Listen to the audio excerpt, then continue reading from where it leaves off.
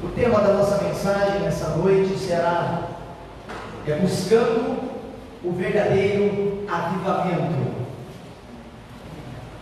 Buscando o verdadeiro avivamento. Esse será o nosso assunto de hoje, tendo como texto base, então, Abacuque, capítulo 3, versículo 2. O profeta Abacuque ora ao Senhor, e ele ora assim: tenho ouvido, ó Senhor, as tuas declarações, e me sinto alarmado. Aviva a tua obra, ó Senhor. Olha o que ele ora ali, ó. Aviva a tua obra, ó Senhor, no decorrer dos anos, e no decurso dos anos, faze-a conhecida. Na tua ira, lembra-te da misericórdia. Aviva a tua obra, ó Senhor. Que essa seja a nossa oração nessa noite. Aviva a tua obra, ó Senhor. Nós vamos falar nessa noite sobre o que é avivamento. O que é que significa uma igreja avivada? O que é que a Bíblia ensina acerca do avivamento? Mas para a gente falar o que é avivamento, precisamos falar no início o que não é avivamento. Antes da gente definir algumas palavras, nós precisamos dizer o que elas não significam. É o caso aqui também da palavra avivamento. O que significa a palavra avivamento? O que significa uma igreja avivada, do ponto de vista bíblico, tá? Em primeiro lugar, então, o que não é avivamento, né? Avivamento não é uma liturgia com louvores mais animados, digamos assim, né? Louvores acompanhados com a bateria, com palmas, ou até mesmo com danças. Eu não tenho nada contra esses louvores, eu até gosto, né, que o louvor seja mais animado também, mas assim, é preciso a gente definir logo de início que isso não é avivamento. Uma igreja avivada não é exatamente ou necessariamente uma igreja onde se tem um louvor mais animado.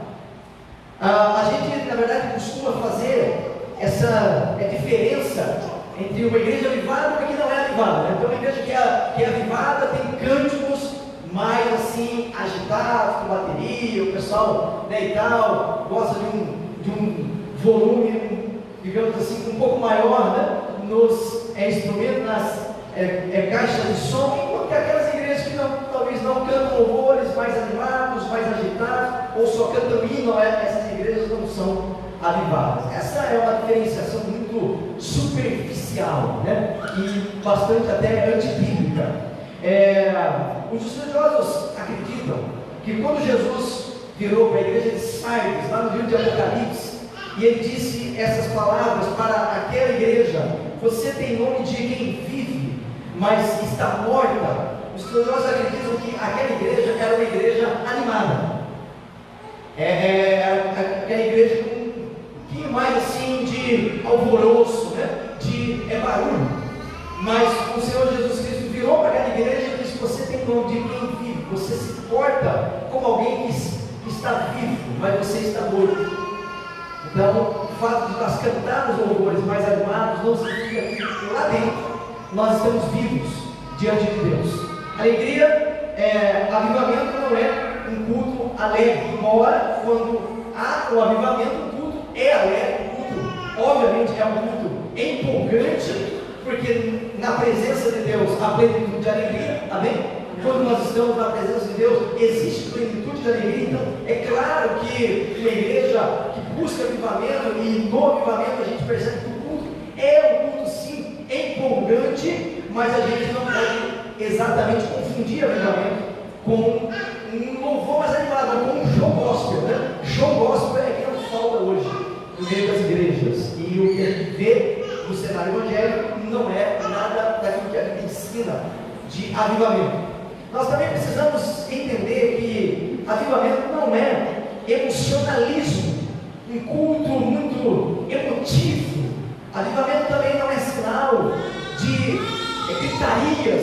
no meio do culto, né? Então, aquela igreja onde os irmãos, né, falam um pouquinho mais alto, onde o pastor fala num tom de voz um pouquinho mais alto diante de Deus, né? Ou quando se ora um pouco mais alto. Não, essa é uma igreja avivada. Também isso não tem nada a ver, né? Eu não preciso falar alto para Deus me ouvir, né? Deus não é surdo, né? Ele me ouve, ainda que eu não fale, né? Só mesmo em pensamentos, Deus já ouve as nossas orações. O profeta Abacuque disse: rasgai os vossos coração e não as vossas vestes. Ou seja, muito mais do que manifestações exteriores, muito mais do que louvor, muito mais do que eu achar que Deus está preocupado com algum gesto exterior meu. O que Deus requer de mim é um coração quebrantado na presença dele. É preciso entender também que avivamento não é necessariamente uma busca exacerbada por sinais, curas ou acontecimentos espetaculares. Embora o avivamento possa vir acompanhado por esses sinais, mas eles não podem ser exatamente confundidos, né? Avivamento não é a mesma coisa que milagres ou que grandes acontecimentos, curas e, enfim, coisas relacionadas a isso. Quando a gente lê a Bíblia e a gente encontra ali alguns avivamentos mais famosos aí na época do rei Ezequias, né? Quando Ezequias convocou o povo de Israel a buscar o Senhor, um outro avivamento muito famoso na época de Josias, um outro avivamento bastante conhecido lá em Atos, né? Lá em Atos dos Apóstolos, quando a igreja começou. Quando a gente percebe, estuda esses avivamentos ali na palavra de Deus, e também quando a gente estuda os grandes avivamentos ao longo da história da igreja, ao longo desses 2000 anos de história de igreja, né, já houveram aí, né, alguns avivamentos. A gente percebe que avivamento é o seguinte: o que é avivamento? Em primeiro lugar, é uma volta à intimidade com o Senhor. É quando a igreja começa a se voltar com mais ardor, com mais fervor, uma vida de caminhada com o Senhor. Nós precisamos entender que a nossa vida com Deus é formada a partir de uma caminhada com Ele. Não são só esses momentos que nós estamos aqui que vão, de fato, determinar a nossa vida com Deus. É o nosso dia a dia, né? Como disse o Samuel no devocional de manhã, andar com Deus, como Noé, né? E a igreja começa a buscar o Senhor dia a dia, andar com Deus na vida de intimidade, já é um sinal de avivamento. Uma outra característica do avivamento é que o avivamento é uma volta à palavra de Deus. Quando você estuda todos os grandes avivamentos, você verá que aqueles foram momentos em que o povo de Deus se voltou à palavra de Deus, para estudar a palavra de Deus com mais atenção e, sobretudo, para praticar a palavra de Deus. Uma volta à leitura da palavra de Deus, né? O povo de Deus começa a ter fome, né? Fome da palavra e fome de Deus. Uma outra característica do avivamento são corações quebrantados, e confissão de pecados. Essa é uma característica marcante em todos os avivamentos, né? Pessoas se quebrantando diante de Deus, pessoas tendo seus corações quebrantados, pessoas confessando os seus pecados, confessando as suas atitudes erradas, alguns casos até de forma pública, e se quebrantando diante de Deus. Isso é um sinal de avivamento, né? Quando o povo se quebranta, quando o povo começa a confessar os seus pecados diante de Deus. E uma das coisas que nós menos vemos hoje, né? Nós menos vemos hoje nas igrejas e nos movimentos chamado aí gospel, o evangelho, é esse tempo de quebrantamento e de confissão de pecados, né? Revestimento do poder do Espírito Santo para testemunhar de Jesus. Essa é uma outra característica dos avivamentos verdadeiros, né? Quando a igreja é revestida com um poder sobrenatural do Espírito Santo para então falar de Jesus, né? Precisamos entender que a obra não é feita pelas nossas palavras, pelas nossas obras, pela nossa sabedoria, pelas nossas ações. Não, a obra é feita pelo Senhor. Zacarias 4,6 diz assim: essa é a palavra do Senhor para Zorobabel, essa é a palavra do Senhor para você, para mim, é a palavra do Senhor para a Igreja Batista Bela Vista, não por força, nem por violência, mas pelo meu Espírito, diz o Senhor dos Exércitos. Não é pela violência, não é pela força das nossas palavras, do nosso próprio convencimento, né? Das nossas ações, que a coisa vai ser feita, que a obra será realizada, mas é o Espírito do Senhor, é o Espírito Santo que nos enche de poder, né? Que nos reveste para fazermos a obra dele, né? Para testemunharmos do Senhor Jesus. O grande pregador do século XVIII, Charles Spurgeon, disse assim: é mais fácil um leão tornar-se vegetariano, olha só, é mais fácil um leão você sabe, né? Gosta de carne, obviamente, é mais fácil um leão tornar-se vegetariano do que uma alma sequer ser salva sem a obra do Espírito Santo. Uma obra só pode ser salva, só pode ser liberta, só pode ser transformada pela ação sobrenatural do Espírito Santo. Então, aí, quando a igreja começa a entender isso, o avivamento está prestes a começar. O avivamento, uma outra coisa, começa na igreja e produz impacto na sociedade. O avivamento não começa com a transformação da sociedade. O avivamento começa com a transformação na igreja.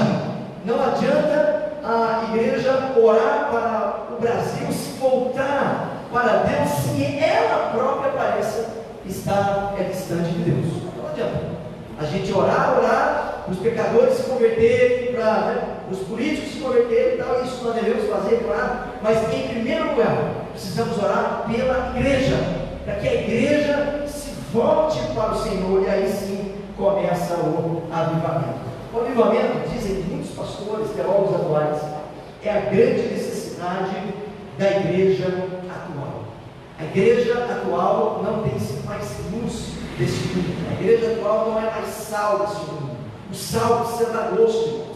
A luz precisa iluminar, mas infelizmente a igreja não tem mais feito muita diferença no nosso mundo, na nossa sociedade. O que é que tem acontecido com a gente? Será, irmãos? Olha só, falta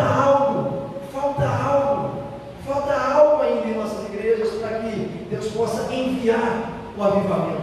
Olha só, é muito triste a gente, por exemplo, chegar em uma oração e ver a igreja vazia. Isso é um sinal que estamos longe do avivamento, né? Uma das marcas do avivamento, as igrejas de oração lotadas. No momento de oração, ou os momentos que a igreja se reúne só para orar, sem show, sem espetáculo, sem nada mais a não ser a oração. Quando a igreja se enche para orar, esse é o outro sinal da oração. Mas quando as nossas reuniões estão vazias, é porque algo está muito errado. Quando o número de alunos da EBD começa a diminuir cada vez mais, isso é preocupante. É um sinal que estamos bem longe do avivamento, né? Uma das marcas do avivamento é uma volta à palavra, né? É um zelo, uma busca maior pela palavra de Deus. E quando a EBD começa a ficar vazia, opa, tem alguma coisa errada. Tem alguma coisa errada. Irmãos, o que está acontecendo? O que está acontecendo com a gente aí? Por que nós não queremos estudar a palavra de Deus? Será que nós não temos fome de Deus? Será que acabou o pão espiritual aqui? Acabou? Não tem mais pão aqui? A palavra não é mais ensinada aqui ou em outras igrejas, né? Será que o braço de Deus está encolhido para que Ele não possa salvar mais? Será que Deus não faz mais nada e a gente age, às vezes, como se Ele está muito distante de nós, né? E a sua palavra começa a ficar distante também do nosso coração. Jonathan Edwards, no século XVIII, dizia o seguinte, lá no século XVIII, uns 2 séculos atrás aí, ele dizia assim: se a luz do Evangelho não aquecer o seu coração, alguma coisa está errada em sua vida. Se a luz do Evangelho não aquecer o seu coração, tem alguma coisa errada aí com a minha vida, tem alguma coisa errada com a nossa vida. Então, nós somos desafiados, a partir desse texto de Abacuque, a buscarmos o verdadeiro avivamento. Nós vamos olhar aqui, a partir desse texto, vamos olhar para esse texto, de Abacuque 3, no verso 2, a oração que ele fez aqui nesse versículo. E vamos pensar em duas lições que nós podemos aprender acerca da busca do avivamento, né? Nós já definimos aqui o que é o avivamento. Então agora o desafio é buscarmos o avivamento, é orarmos pelo avivamento. E olhando para esse texto acerca do avivamento verdadeiro, acerca da busca do verdadeiro avivamento, nós aprendemos aqui pelo menos duas lições. A primeira lição é que precisamos buscar o avivamento em oração.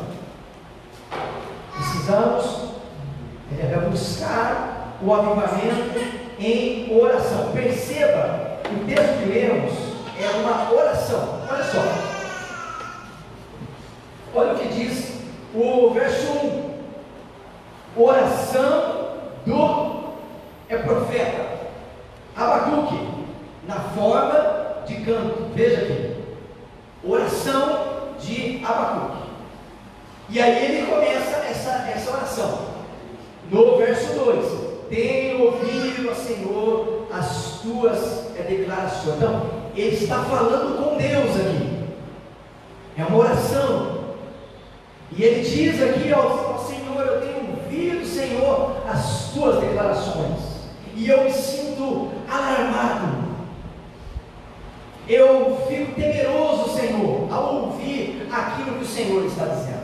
E aí ele ora: aviva, ó Senhor, a tua obra, aviva, Senhor. Então veja que é uma oração. A sociedade de Abacuque era um verdadeiro caos. Quando você lê Abacuque capítulos 1 e 2, você logo percebe, né, que era uma sociedade com muitos problemas morais, problemas espirituais, problemas sociais. Era tal qual a nossa sociedade hoje. Havia violência por todo lado. Para onde Abacuque olhava, ele via maldade, opressão. Ele fala lá no capítulo 1, verso 3, sobre isso. Ele fala que a lei se afrouxava cada vez mais. Olha só, cada vez mais havia menos injustiça, aliás, mais injustiça, e menos justiça, A lei estava cada vez mais frouxa, o justo sofria nas mãos dos ímpios. Lá no capítulo 1, verso 3, ele ora dizendo: Senhor, até quando, Senhor? Até quando eu vou clamar ao Senhor e o Senhor parece que não vai fazer absolutamente nada? Então Deus respondeu para Abacuque, dizendo que a maldade de Judá, a maldade de Jerusalém seria punida. Os ímpios ali que estavam cometendo toda sorte de iniquidade em Jerusalém, aonde Abacuque estava ali, em Judá, eles seriam punidos. O Senhor disse ali que traria os caldeus, os babilônicos. O Senhor disse para Abacuque: Abacuque, fica tranquilo aí. Você está em crise porque tem muita violência em Jerusalém, mas fique tranquilo, porque eu vou trazer ainda mais violência. Você está em crise porque há muita impiedade, fica tranquilo aí, porque eu vou trazer mais impiedade ainda. Eu estou levantando uma nação cruel, os caldeus, e eles virão, eles marcharão até aqui, até Jerusalém, e eles trarão o meu juízo. Só que depois, eu vou trazer o meu juízo sobre eles também. Fique tranquilo. O ímpio, ao seu tempo, será punido. Então, aquiete-se aí. O justo viverá pela fé. Capítulo 2, verso 4. O justo viverá pela fé. Então, o que você deve fazer, Abacuque? Espere em mim, diz o Senhor. Confie em mim, que no tempo certo eu vou trazer juízo e eu vou intervir nessa sociedade caótica. E quando Abacuque ouviu isso, então, ele disse: Senhor, no verso 2 aqui, Senhor, eu estou alarmado por causa dessas declarações. Eu estou, vamos dizer assim, boquiaberto, Senhor. Em relação à sua palavra, Deus ali falando que ele, Senhor, viria para intervir naquela sociedade caótica de Abacuque. E aí então Abacuque ora ao Senhor e ora pedindo para que Deus haja, né? Haja trazendo a justiça dele, lá na época, o juízo, mas que Deus também pudesse ali naquela situação reavivar a obra dele, a obra do próprio Senhor. Esse capítulo 3 de Abacuque aqui, se a gente ler todo esse capítulo 3, Abacuque ele relembra os grandes feitos de Deus aqui. Todo esse salmo aqui, Abacuque 3 é um salmo, tá? É um salmo de Abacuque. E ele vai relembrando aqueles grandes acontecimentos que é forma poética, né? Mas ele diz, por exemplo, no verso 3, Deus vem de Temã, do monte Parã vem o santo, a sua glória cobre os céus, e a terra se enche do seu louvor. Ele está relembrando aqui o Monte Sinai, né? O Monte Temã, o Monte Parã são outros nomes para o Monte Sinai.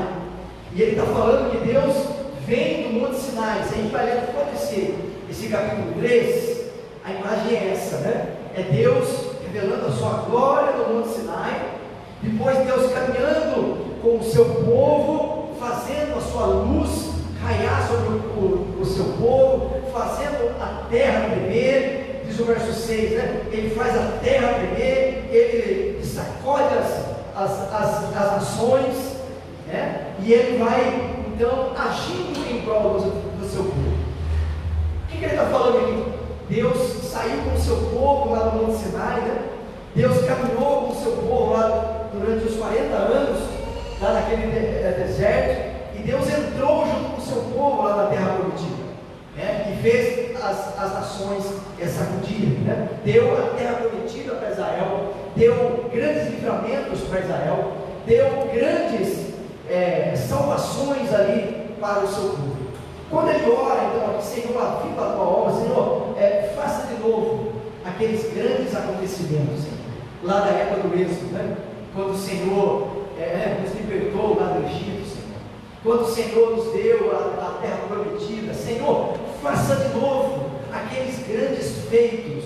E quando nós começamos a orar pelo avivamento, é exatamente isso que nós oramos: Senhor, faça de novo os teus grandes feitos, Senhor, na história. Senhor, haja de novo, assim como o Senhor agiu lá atrás, né? Assim como o Senhor revestiu o seu povo para anunciar a tua palavra com uma ousadia que só o Santo Espírito pode dar. Faça de novo isso, Senhor, né? E que essa nação veja a tua glória, Senhor.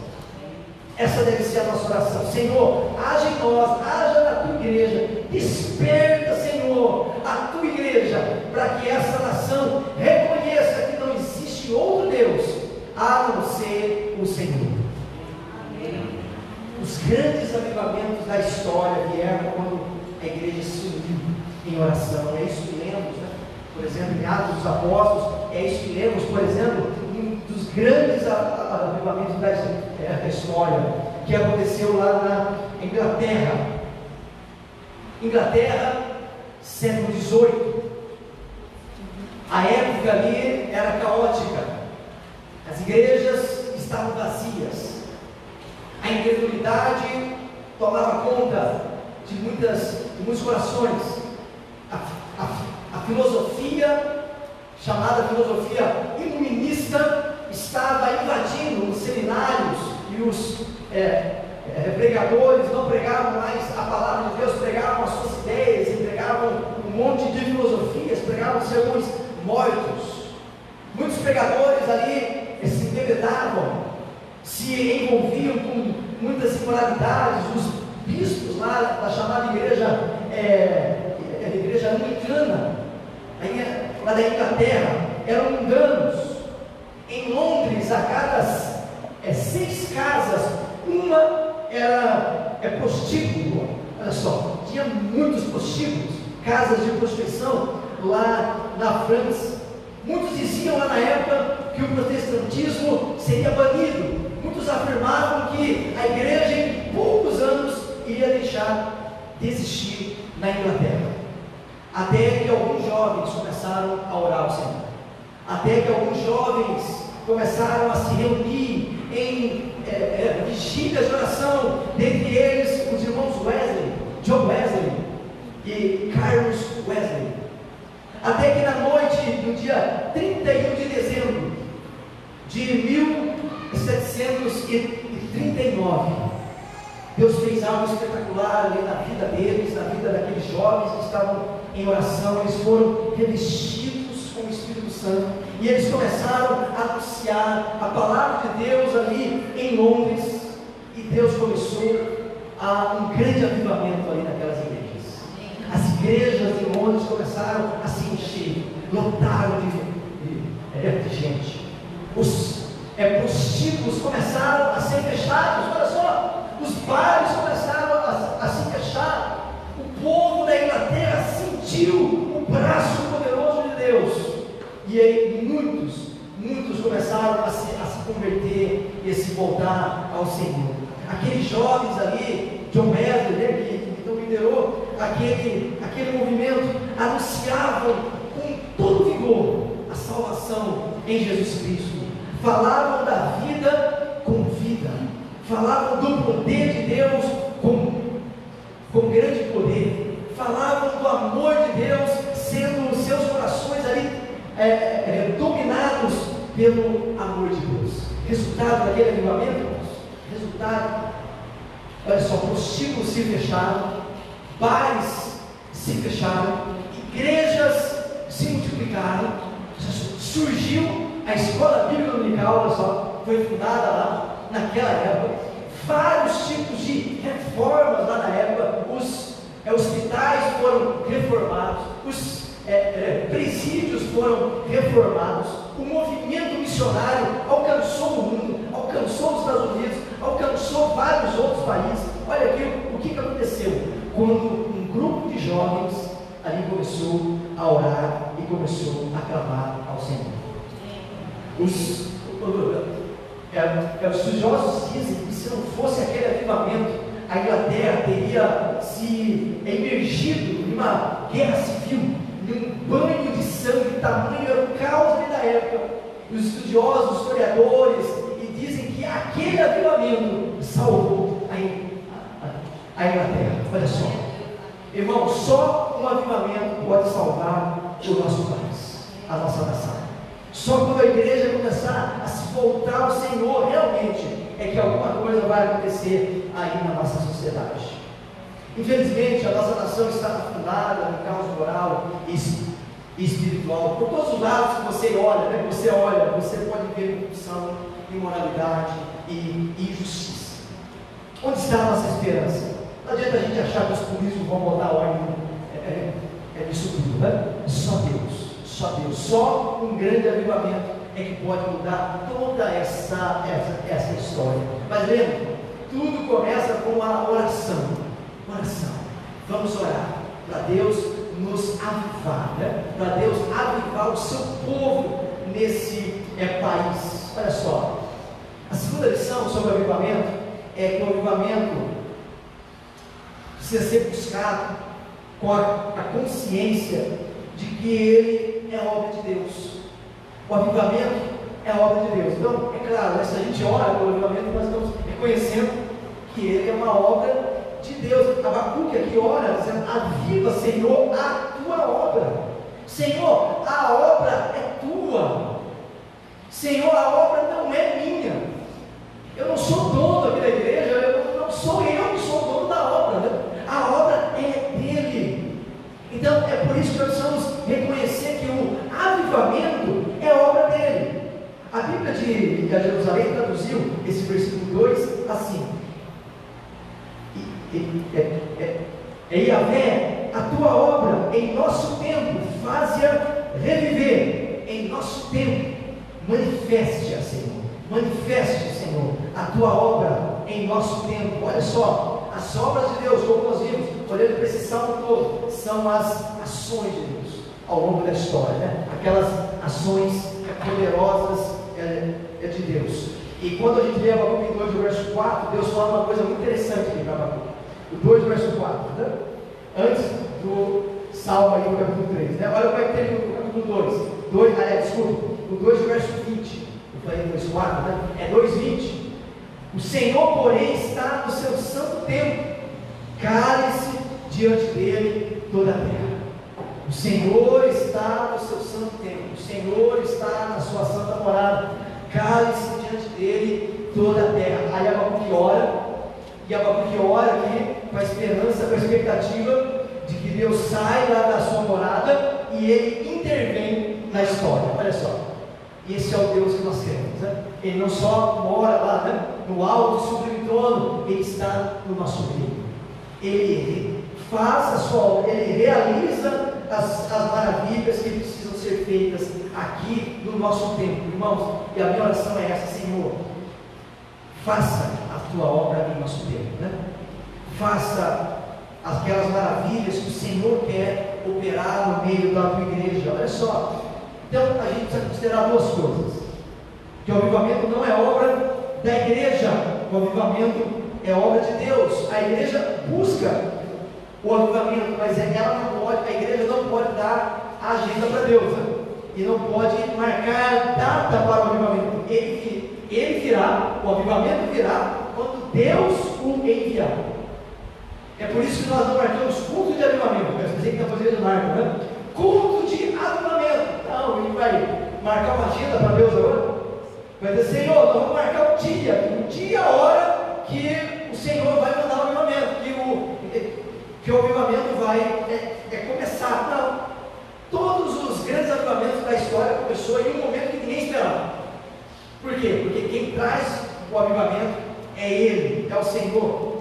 Outro ponto que nós podemos aprender aqui é que quando Deus envia o avivamento, ninguém pode impedir. Nenhum poder humano ou um poder sobre-humano pode impedir o agir de Deus. Olha só, aqui nesse Salmo 3, aqui do Abacuque diz que Deus vai agir e ninguém poderá impedi-lo, nem a nação poderosa dos caldeus, né? Nem a nação poderosa dos babilônicos. Ele diz no verso 15, por exemplo, né? De Abacuque 3:15, ele diz assim em relação a Deus: marchas com os teus cavalos pelo mar, pela massa das grandes águas, ó Deus. É como um soldado marchando aqui. Ouviu e o meu íntimo se comoveu, a sua voz tremeram nos meus lábios, entrou a podridão nos meus ossos, nos joelhos e vacilaram, pois em silêncio, olha o que ele diz aí: em silêncio devo aguardar o dia da angústia que virá contra o povo que nos acomete. Ou seja, o povo que ia acometer Judá era o povo da Babilônia, né? E agora aqui Abacuque dizendo que ele, o Senhor, iria trazer juízo também, não só contra Jerusalém, mas também contra o povo da Babilônia, contra a nação da Babilônia, a despeito de todo o seu poder, né, humano, todo o poder que a Babilônia tinha. Ela não poderia jamais impedir o agir de Deus. Irmãos, agindo Deus, quem impedirá? Quem impedirá o agir de Deus? Ninguém, nenhum partido político, nenhum político, nenhum rei, nenhum imperador, nenhum poder humano ou nenhum poder sobre-humano pode deter o agir de Deus. Eu quero contar para você uma história de um outro avivamento que aconteceu recentemente. Esse avivamento aconteceu na Romênia. Até 1989, a Romênia teve uma ditadura, né, de um líder chamado Nicolae Ceausescu. Ele governou a Romênia com mão de ferro. A igreja era severamente perseguida. O comunismo é que dava a última palavra ali, né? E o comunismo ali naquela época queria fechar as igrejas lá da Romênia, até que uma igreja começou a orar. Uma igreja da cidade de Timisoara começou a orar. No dia 15 de dezembro, a polícia cercou a casa do pastor daquela igreja para expulsar o pastor ali daquela cidade, porque aquele pastor estava orando para que Deus intervisse, né? Aquela igreja estava orando, não só aquele pastor, mas aquele pastor estava liderando ali aquele movimento de oração, e ali o comunismo começou a se sentir incomodado com aquelas reuniões de oração. A polícia então cercou a casa do pastor e queria prendê-lo. Os membros foram até ali aquela casa, cercaram a casa do pastor e não deixaram os policiais levarem aquele pastor preso. A polícia disparou balas ali, atirou contra alguns, balas de borracha, mas acabou atirando mesmo, tiro mesmo, né? De bala mesmo, na perna de um jovem que era membro da igreja, um jovem ali da igreja batista, né? Aquele jovem foi ferido na perna, teve a perna ali amputada, e naquela mesma noite, né, um repórter foi até ele ali e perguntou, né, por que você se envolveu com aquela confusão ali, você se arrepende de ter ido ali, então defender o seu pastor? Ele disse, não, ele respondeu aquele repórter, não, eu não me arrependo, eu perdi uma perna, mas eu senti a primeira vela. Por que ele disse isso? Porque aqueles irmãos que estavam ao redor ali da casa daquele pastor, eles começaram a acender velas, estavam orando a Deus, em meio àquelas trevas, né, que estava aquele país, eles acenderam velas, começaram a orar, clamar, e aí a polícia fez aquele escarcel todo, né? E aí aquele jovem respondeu àquele repórter, olha, eu perdi uma perna, mas eu acendi a primeira vela, porque foi ele que acendeu a primeira vela ali, naquele grupo de oração. Naquela mesma noite, uma jovem, uma outra igreja ali, da igreja Assembleia de Deus, daquele tumulto, né, que estava acontecendo ali ao redor da casa daquele pastor, uma jovem da Assembleia de Deus saiu pelas ruas, bradando, gritando, Deus existe, Deus existe, liberdade, liberdade. E muitos repórteres viram aquilo, muitos policiais viram aquilo, aquela cena, né, daquela jovem gritando, Deus existe, Deus existe. 10 dias depois daquele fato, no dia 25 de dezembro de 1989, 100 mil pessoas se reuniram na capital da Romênia, em uma praça ali, né, muito grande, e aquela multidão, né, orando ao Senhor, buscando ao Senhor, aquela multidão clamava, Deus existe, Deus existe, Deus existe. Naquele mesmo dia, o governo de Ceausescu caiu e o Evangelho prosperou. Aquele homem que tanto se levantou contra a igreja, teve que se retirar, né? O governo dele caiu, né? E o Evangelho prosperou ali naquele país. Veja só, irmão, isso é o tipo de coisa que só Deus pode fazer. Partidos políticos, reis, imperadores, exércitos, nada pode impedir, irmãos, o agir do nosso Deus. Agindo Deus, quem impedirá? Em meio a esse caos que nós vivemos hoje, irmãos, em meio a essa confusão, né? Muita gente se levantando contra o Senhor, contra a sua palavra. O que é que o povo de Deus precisa fazer? Precisamos bradar, né, em alto e bom som, Deus existe, Deus existe, o Senhor existe. Ele é verdadeiro, a sua palavra é verdadeira. Que a gente possa buscar o avivamento em oração, sabendo que isso é obra dele, não uma obra humana. E nenhuma obra humana ou nenhuma obra sobre-humana poderá deter o agir do nosso Senhor. Efésios 3:20, se lembra? Deus é poderoso para fazer tudo mais abundantemente além daquilo que pedimos ou pensamos, segundo o poder que em nós opera. Olha só, louvado seja o Senhor. Eu quero encerrar essa mensagem lendo novamente Abacuque 3, verso 2, mas agora eu vou ler na nova tradução da linguagem de hoje. Então vou reler aqui o verso nessa outra versão. E Abacuque orou assim ao Senhor, então, aqui Abacuque 3, 2, e essa deve ser a nossa oração. Ó Senhor, ouvi falar do que tens feito, e eu estou cheio de temor. Faze agora, em nosso tempo, as coisas maravilhosas que fizeste no passado, para que nós também as vejamos.